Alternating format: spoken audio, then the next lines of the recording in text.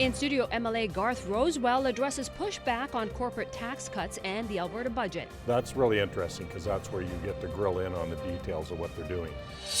And Council approves a new investment policy this week. Taxpayers' money that is in reserves is properly managed, because I think that's the most important part of that whole policy. Plus, Bobcats take on Drayton Valley tonight, and Saturday we've got the preview.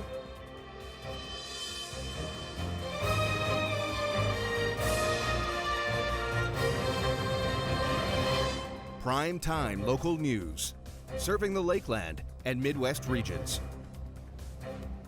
Good evening, I'm Judy Gabriel. Wrapping up matters from City Hall this week, Council approved a new investment policy. This has been worked through by staff multiple times before eventually passing. The policy is designed to better align future council and administration members. It cleaned up what wasn't there. So it's been worked through council a couple times. So basically they were looking to be sure that they were meeting council's direction from the governance perspectives. It also keeps the focus on more accountability to residents. I think it's a good policy from the perspective that taxpayers' money that is in reserves is properly managed, because I think that's the most important part of that whole policy. And all new investments must comply to the standards set in the new policy and all municipal, provincial, and federal regulations. Cattlemen of the Year is an award given to those to honor their contribution to the industry and the commitment to uphold quality of rural life in their community. This year's award winner was a father-son duo. Jim and Marty Haynes from Marwayne, Alberta, received Cattlemen of the Year award earlier today, something Marty's very proud of. Quite proud because, I mean, you look out on the wall and the people that's been nominated 2 years prior, you know a lot of them, and even a couple of relations out there even too. So, like, first one was Howard Hines. So yeah, it's quite an honor. Howard Hines and Jim Hines, Jim Hines' uncle, who was the very first recipient of this award back in 1986. When told he was nominated for the award, Marty was shocked. Met him one day there at Meals in the Field, and he just said, "You guys have been nominated." "Oh," I said, and he said, "Would you accept?" And I said, "Yeah." He said, "Well, you damn well better," he said, and I said, "Okay, I guess we will." Yeah, so yeah, that's about the way it was, and yeah, no, it's quite an honor. For the Hines family, this award is an award like the award they won at Edmonton's Fall Fair 2 years ago, but they still have a farm to run, which is most important to them. Nice to be honored and all that, and somebody recognizes you, and I guess same here, being recognized by your peers and that. But I mean, tomorrow I still got to get up and go feed the cows and check and try to get the crop off, and yeah. Tonight, Paradise Valley is going to be full of music as singer-songwriter Tracy Miller is performing an acoustic show at the Memorial Hall. Our Jasmine King has the details. All forgotten, just where it all began. Tracy Miller is no stranger to performing in small-town Alberta, as she is a rural Alberta girl. She will be performing a few songs at her show at the Paradise Valley Memorial Hall. I was invited to this wonderful community, Paradise Valley, to do a little acoustic show, share some of my music that I've had out in the past, and some of my music that's new and coming out. So I'm really excited about it. You know, I think it's really great when little communities support Alberta talent, when you're within Alberta, and just support live music. You know, I think it really says a lot about the community. While Miller is used to performing with bands, this show will be a bit of a change, as it will only be her and her guitar up on that stage. It's going to be a really up close and personal show. I'm going to do a lot of storytelling, probably tell some jokes. Just really a night to get to know me as a person and what makes me Tracy Miller. What influenced my music, what influences my writing, and just to get to share the music on a one-on-one level. Like I said, just me and my guitar, She recently released her new Christmas single named Hymn, which is a song that has been a long time coming. It's something I've certainly been working on for really about 10 years, to be honest with you. I wrote this song and just kind of put it on the shelf, and I never forgot about it, but it wasn't exactly how I wanted it. So I just committed to getting it done, and earlier in the year I brought it out and revisited it and just made it stronger and better and went to the studio. In the spring, Tracy will be releasing her new EP featuring 6 songs she performed and wrote. Recently, she has felt more creative, so she decided to channel that into her music. I just feel like I'm at that point in my life where I'm feeling the most creative that I've ever felt. And I just felt like, you know what, I've never stopped playing music. I still play throughout Alberta on a regular basis. But I really wanted to dive in more to my songwriting and that creative side of me and sing my own songs, not everyone else's. Overall, she's just excited to perform her new song in small town Alberta. We're in Paradise Valley at the Memorial Hall. The show starts at 7:30. For those people who don't have tickets, I think there's going to still be a few tickets left at the door. We've had a lot of sales, which I'm really excited about. I'm really excited about this because I'm a small town Alberta girl. This is where my roots are, and it feels really good to be able to be in a group of people that are like home for me. Jasmine King, Primetime Local News. And now we go to Eric Bay, who was on location earlier today. Back here once again in Eiley, and today we are checking out the Eiley Craft and Trade Show happening this weekend, and now I am joined by Ruth Shaw, who is part of organizing this event. So first off, can you tell us a little bit as to what the Craft and Trade Show actually is? This is our 11th annual show, and we have 29 vendors and 42 tables of all sorts of things from the trade show like Epicure and Norwex and Vox Socks, and then paintings and Christmas handicrafts and knitting and sewing and all things like that. And so are the people that are going to be presenting here at the trade show and the crafts, are they from kind of the area, and what's it like to be able to support those area people? Yes, they're mostly from this area. We do have one person coming from Edmonton, but she's my niece, so. And we just like to support anybody that has something they would like to sell. All right, and now if people do want to check this out here this weekend, where is it and how can they check it out? It's at the Eiley Hall, and we're open from 10 o'clock in the morning to 3 o'clock in the afternoon. And there will be a hot lunch available to purchase as well, homemade by the auxiliary members. Can you give us a little preview as to what's available, or is that kind of a surprise for tomorrow? Oh, no, it's soup and sandwiches and cheesecake.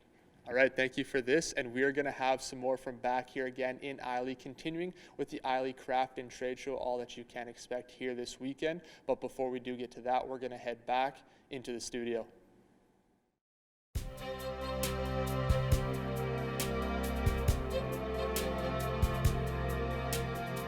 Taking a look at current temperatures, it is 1 degree here in Lloydminster by the airport with a mix of sun and cloud, which we've seen throughout the day, where it has been a fairly clear and sunny day, which was a lot better than yesterday with all the cloud coverage. Winds coming in from the west at 16 kilometers per hour. And taking a look at current temperatures across the region, 5 out in Edmonton, 4 in Red Deer Rocky Mountain House, 1 in Edson, 3 in Athabasca, Cold Lake and Jasper, and 0 out in Whitecourt.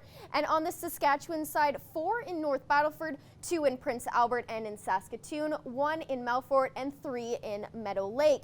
Now currently North Battleford is sitting at 4 degrees with a mix of sun and cloud, which they've seen throughout the day, and then overnight it'll drop down to -3 degrees, with the wind also dropping down to 7 kilometers per hour coming in from the west, with mostly cloudy skies. And then tomorrow they have a daytime high of 3 degrees, where the wind will pick up just a tiny bit to 9 kilometers per hour coming in from the northwest. And in Cold Lake currently they're sitting at 3 degrees with a mix of sun and cloud, and then overnight they will also drop down to -3 degrees with mostly cloudy skies. And then tomorrow with a daytime high of +3 and a mix of cloud. Here in Lloydminster overnight we'll have it'll drop down to -2 degrees with a wind speed of 11 kilometers per hour coming in from the northwest. And then tomorrow will pick up to 3 degrees as the daytime high, and that wind will slow down to 9 kilometers. But there is a chance that we could see a little bit of snow this evening and into tomorrow morning, but it should slow down.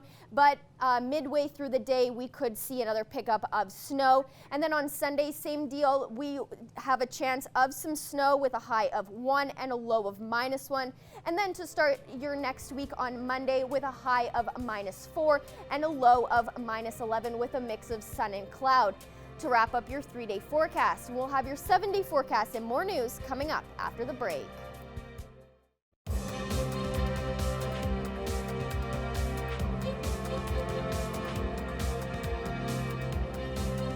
Now it's time for some sports talk, where we'll head to the ice. Tuesday night's game between the Lloydminster Bobcats and the Spruce Grove Saints quickly led to an offensive showdown. Combined, 6 goals were scored in the first period en route to a Saints 10-5 win.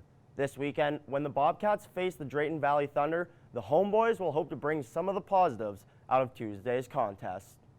5 goals, 1 penalty, and 1 goalie pulled from the game. All of this happened less than halfway through the first period of Tuesday's game. Well, it was a wild hockey game. I think at times, the start of it was an interesting one. 5 goals scored in 8 minutes, and from there, it was just kind of back and forth the whole night. And while this might not be a normal hockey game, it's still a hockey game that happened, and a game that can't happen again. There's definitely places to clean up. There's no doubt. Anytime you give up 10, but like I said, a 5-4 hockey game after the first 8, and to go from there is it's behind us now, and we learned from it. And while the team is planning on changing after last game, they may not want to change everything. Offense was something that was hard to come by early in the season, but as of late, a few players have broken out. Tanner Mack has points in 3 of his last 4 games.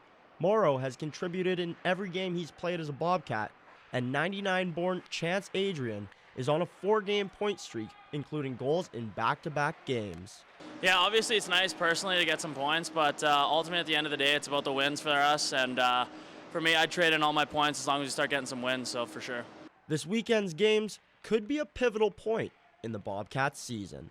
Any analytical or statistical person is going to look at it as a pretty even matchup going in, and for us, we have to figure out which team's going to come out of our dressing room tomorrow night, and hopefully when we're at this point in the season, we know which foot forward's going to be leading the way out. Will be carried by their 99-born stud, Jeremy Klessens. Klessens has almost a point per game this season and has 9 more than anyone else on his team. Dubé says that he's the biggest threat coming to town and that he has adjusted their defense accordingly. Now we go to our Eric Bay, who was on location earlier today. Once again, we are back out here today in Eiley, checking out the Eiley Craft and Trade Show, and now I'm joined by Janet McLennan of the Eiley Health Center Auxiliary Society. So first off, can you tell us a little bit about the history of the society? Yes, the society was formed as an auxiliary in 1970 and has been active ever since. In the beginning, the hospital was an active bed hospital, so the auxiliary provided a lot of necessities for it, but now we are an assisted living facility, so we are more concerned with patient comfort. The handy van is probably our biggest, I suppose, contribution to the residents in the hospital, in that it enables them to go out to shop and visit community activities and whatnot. You guys are obviously putting on here the craft show as a fundraiser as well, so very important. A couple of big fundraisers you put on, so talk about those fundraisers and the importance to the society. All right, thank you. Yes, we do the craft and trade show in November and the garage sale in May. Thanks to the support of the community, they're both quite successful, and the proceeds from them go towards the operation and insurance for the handy van. Our biggest contribution is the lunch in the kitchen. Now, obviously, the most important, if you're talking to me anyways, most important contribution, I would say. So just, again, maybe how does that money, I guess, kind of help? You mentioned keeping that handy van on the road and running. Yes, we pay for the insurance, the maintenance, and the gas. It's provided free of charge to the residents, and also for them to attend their medical appointments. All right, thank you for this, and we are going to have some more from back here again in Eiley, but before we do get to that, we're going to head back into the studio.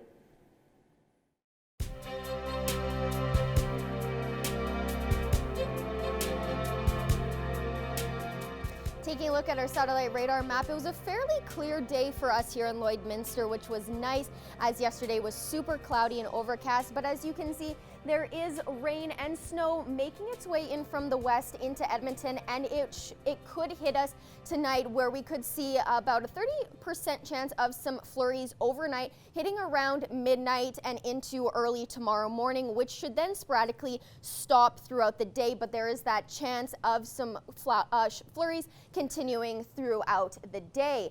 Now taking a look at current temperatures, we're still sitting here at 1 degrees here in Lloydminster, 3 degrees in Marwayne, Bonnyville, Cold Lake, Vermilion, and in Provost, 5 in Wainwright and Edmonton, 4 in Vegreville, and 2 in St. Paul and in Lac La Biche. And on the Saskatchewan side, 6 down in Macklin and 4 in North Battleford, St. Walburg, 2 in Maidstone, 3 in Meadow Lake, Green Lake, and Pearceland, and 2 in Isla Crosse. Now tomorrow we're going to have a daytime high of 3 degrees, as well as in Maidstone, North Battleford, Meadow Lake, Pearceland, 1 degrees in Isla Crosse, 2 in Green Lake and in St. Walburg, and on the Alberta side, 3 in Marwayne, Bonnyville, Cold Lake, St. Paul, 5 in Provost, Vegreville, and Edmonton, 4 in Wainwright and in Lac La Biche.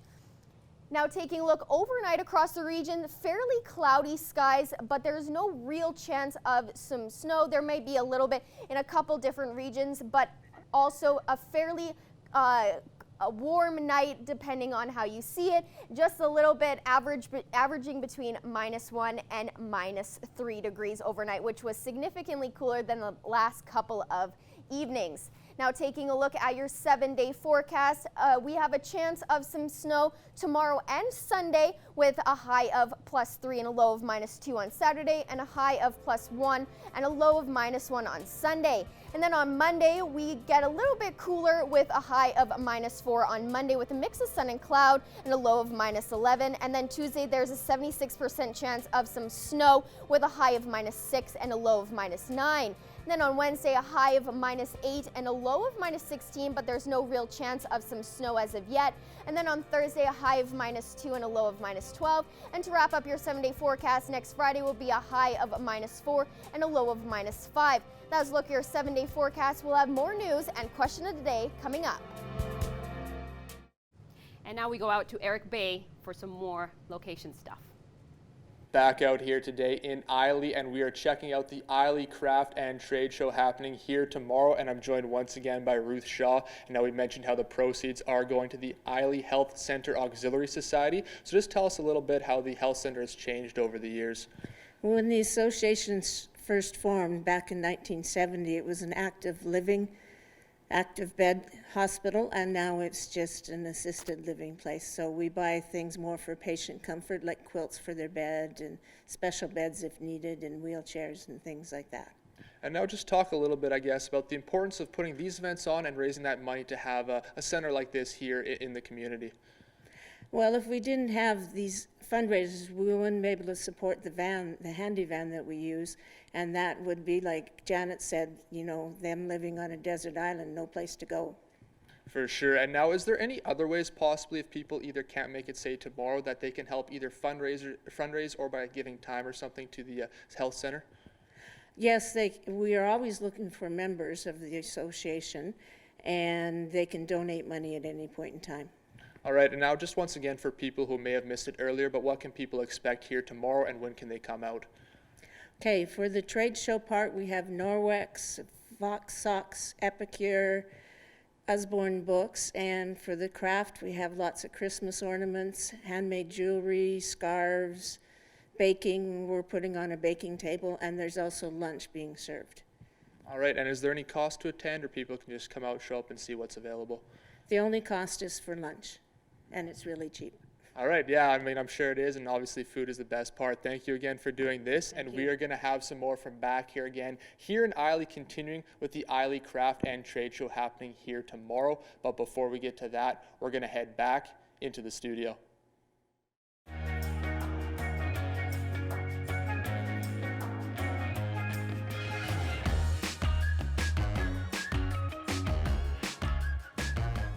Well, it's that time again, Abby, for question of the day, of course. Would you pay for services is the question if the border city had a transit system, and would ridership be high or low? And a lot of you chimed in. You have some people that have emailed us. And we got so many great responses. I did read every single one of them, and what I loved so much about these answers was that you gave yes or no, but you gave backup to follow it and suggestions. So there's just one is needed, but I don't think large city style buses are needed just yet. Perhaps something the size of a handy van style one, or one size larger than that for 15 to 20 people. 3 or 4 buses doing routes around town should work to start and keep fares about 20 to 25% cheaper than cabs, and then look at getting bigger ones as the city grows.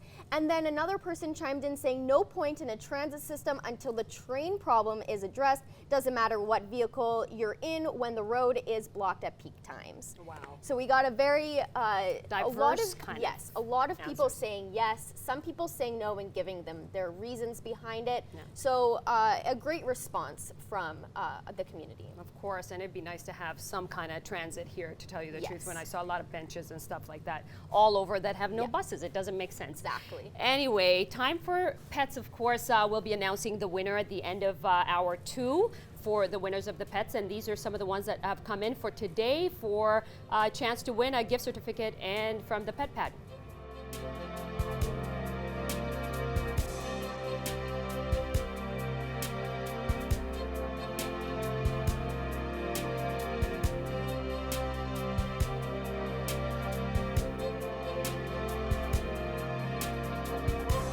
We want to see your pets. Send photos of your pet and their name to our Facebook, Twitter, or Instagram to have them featured on Pet of the Day. Your name will be entered into a weekly draw for a gift certificate from the Pet Pad. And right now we're talking to Dan Davidson, singer-songwriter, and who wears many, many hats. Dan, how are you? Welcome. I'm good. Thank you so much for having me. It's so good to be chatting with you guys again. That's awesome. I'm glad we got a chance to talk to you. I know that you did a lot of stuff today, including your new single that's out today. Tell us a little bit about that. Yeah. So today, I'm doing this crazy new thing where, instead of focusing on one single for 6 months, like a lot of bands do these days, I'm focusing on doing as many new songs as I can. So I'm focusing on maybe like 6 singles this year, 6 to 10 videos, and today is the first of the month, and so that means that we released a new song and a new video, and that's it's called Church. It's one of the most successful songs we have when we play live. Usually gets people up and dancing, so I'm really excited to get it out. We shot a video for it in California 2 weeks ago, so it turns around pretty quickly. Wow. And we released it earlier today. Awesome. And I think with your videos, you wear a lot of different hats. There's a lot of different things that happen from, the last ones I think we saw. You had a couple of pets, not pets, but really farm animals, right? So what's this one all about? How does the video look? What is the video kind of going to look like? Yeah, we're always doing something a little bit crazy because, as an independent artist, I get to push the limits whenever I want. I don't really have to answer to anyone, so I can make as many bad decisions as I want. On this one, it's a little less silly than I usually do. Like, I'm kind of known for being the silly video guy on YouTube. I had a video where I dressed up all my friends like mascots, and I had one where I dressed up as like somewhere between Elton John and John Wayne and went to Tokyo just to see how weird people would think I was. One, I converted my garage into the bridge of the Starship Enterprise out of cardboard. So this time, I decided I should probably try and look like a cool guy for once. So we went down to Palm Springs, and I got an old 1970s convertible Cadillac, and we just kind of did a performance video, but it had a little bit of a light storyline of kind of a metaphoric soul redemption kind of a video, but looked great. It was a lot of fun driving a classic car around in the desert for days. One of those kind of tough day at the office kind of moment, Dan, that's awesome. I think you get to travel a lot more than many musicians do, and your videos obviously show a lot of your personality, and they bring in a lot of the different people from all over the world, which is interesting to me, and I really like that. Do you ever get bad feedback in terms of people telling you to stop doing these crazy things, or do you get more positive stuff? On the video front, I get a lot of positive feedback. I think it's refreshing for people because in general, country's a pretty safe genre. People kind of stay right down the middle, and it's something where I think it's provided a lane for me to explore a little bit of that sort of personality world and have some fun and show people the lighter side of things. But yeah, you're right. It does allow me to travel a lot. Like last summer, I was able to shoot a video. I found these little pockets of line dancers that were really into my stuff. So we went over to Hungary and Italy and France, and we shot this video. It's kind of like this guerrilla style thing, hanging out with all these line dance enthusiasts. Who ever thought there was a Hungarian cowboy out there? But they're out there. So yeah, it's been really cool, and I feel really lucky to be able to do it. And, I will say that, getting back to the feedback part, I recently released 3 bluegrass covers of songs that would have no business being bluegrass. Like we did a Billie Eilish song, a Shawn Mendes song, and a Megadeth song. And when I released the Megadeth song, it's a heavy metal song originally, it went really viral all over the place. Like Billboard magazine picked it up, and all of the biggest heavy metal blogs in the world were posting about it. So that day, I was not super popular on the internet. I think I was the most hated man in heavy metal for a second there. I think you're very loved here in the border city. I hope you get a chance to come here. Where can people pick up your new release? Where can they find your music right now? Everything. My website is the hub for everything. So if people want to check me out, it's dandavidsonmusic.com and at It's Dan Davidson on pretty much every social media platform. So I'm pretty easy to find. I really hope I get back out to Lloydminster sometime soon. I love that town. I've played there a lot over the years, and it's been too long. Awesome. We look forward to it the next time you're here. We're running out of time now. Thank you, Dan, for being with us and joining us and letting us know about your new single coming out. Always a pleasure. Thanks so much for having me. Awesome.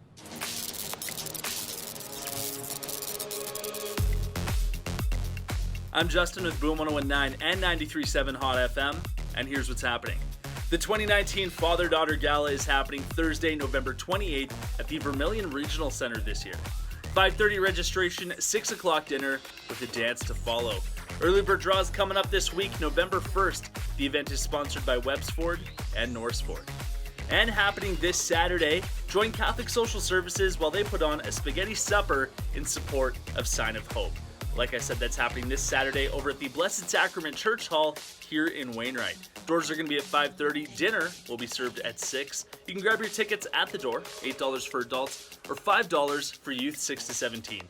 Kids 5 and younger, eat for free.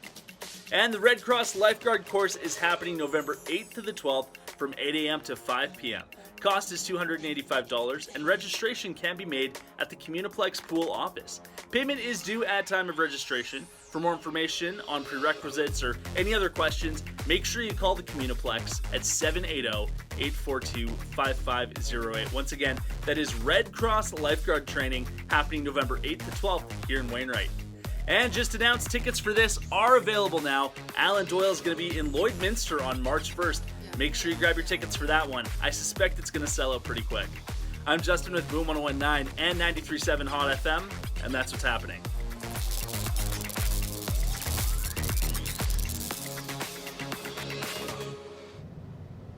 In studio with me is MLA Garth Rosewell of the Vermilion Lloydminster Wainwright region. Thank you very much for taking the time in your busy schedule. Yeah, thanks for inviting me. I appreciate that. Yeah. Now, obviously, the last time I talked to you, which I believe was at the Fire and Rescue Squad Gala, yes, you were very busy with stuff not related to the election. Has that slowed down a little bit now, or have you still been, pretty active over the past couple of weeks? Oh, I've been very active. The budget came out. We're into main estimates now, so these are new experiences for me. But the budget came out, and we talked to Advanced Education Ministry, and that's really interesting because that's where you get to grill in on the details of what they're doing, both the opposition and the government side. So. And like it was 6 hours of grilling that the Advanced Education Minister went through. And so it was quite interesting to go through that. And that's been a productive part of the process so far, working with the opposition?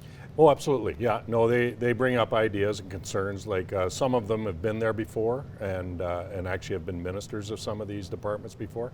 So they actually bring a different light to it than some of us rookies do, and ask some really good questions that it makes you think, and they're valid concerns they got, no question.